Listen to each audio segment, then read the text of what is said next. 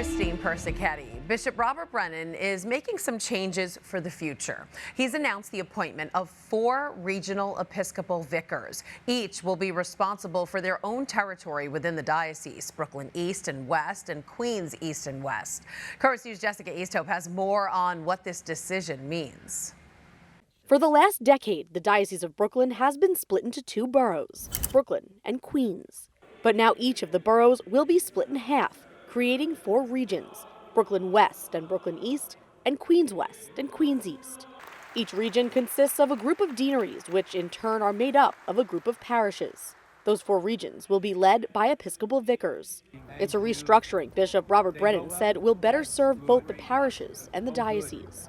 Quote, "We've been working hard during the last year to reinvigorate the deaneries, and I am very satisfied with the progress made towards a more proactive working relationship among parishes." Bishop Brennan says the changes will better align the diocese for the needs of the future and improve collaboration among parishes. Quote, "As we move forward, aware of the changing demographics and the reality of fewer priests, we must look in this direction as we plan for the continued vitality of the church here in Brooklyn and Queens in the future." The 4 regional Episcopal vicars will support diocesan initiatives and install and assist new pastors within the diocese's 22 deaneries. Leading Brooklyn West will be Auxiliary Bishop Witold Mierzejewski, pastor of Holy Cross in Maspeth and vicar for the diocese's migrant and ethnic apostolates. With 2 or 3 parishes, with the pastors and the lay people as well.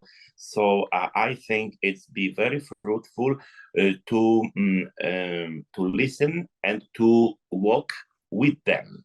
Brooklyn East will be led by Father Joseph Hoffman of St. Barbara's in Bushwick and a chaplain for the FDNY. The vicars will also be in charge of investigating and addressing complaints made to Bishop Brennan and complaints of inappropriate conduct, a responsibility Father Peter Purpura of Our Lady of Hope, who will lead Queens West, says he takes extremely seriously. We're going to be kind of thrust into these sensitive situations, whether there's been someone harmed or just with fielding and responding to a common complaint, right? It will be our responsibility to try to respond to that and, where possible, kind of repair the harm. Another aspect of this new role is pastoral planning within the diocese. Father John Costello of St. Luke's, who will lead Queens East, says he looks forward to working with pastors on spiritual goals, both for the Diocese of Brooklyn and the global church. The million-dollar question is, how do we get parents and young families back into church? To get people to engage in a relationship with Jesus and to see the importance of a relationship with Jesus, not just for me as an individual, but for my family.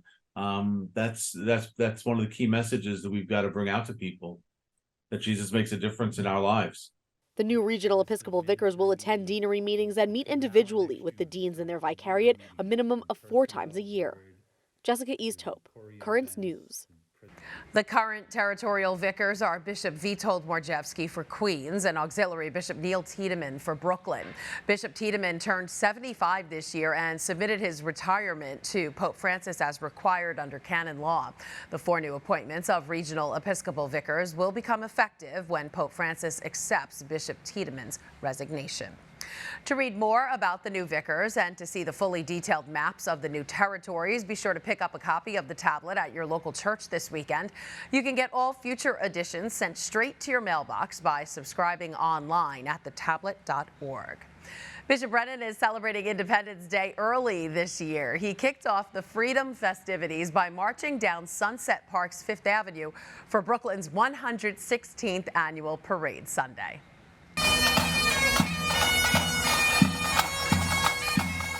The march, which began outside of Our Lady of Perpetual Help Church and ended at St. Agatha, is sponsored by the Knights of Columbus. Prior to the parade's kickoff, Bishop celebrated Mass at Our Lady of Perpetual Help, encouraging Catholics to fulfill their responsibilities as American citizens, especially by protecting the unborn.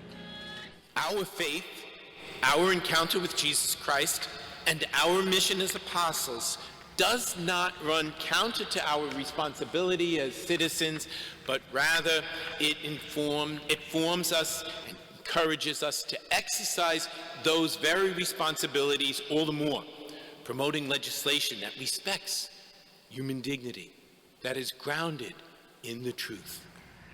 Bishop Brennan's pro-life message comes as this weekend marked the one-year anniversary of the overturning of Roe v. Wade.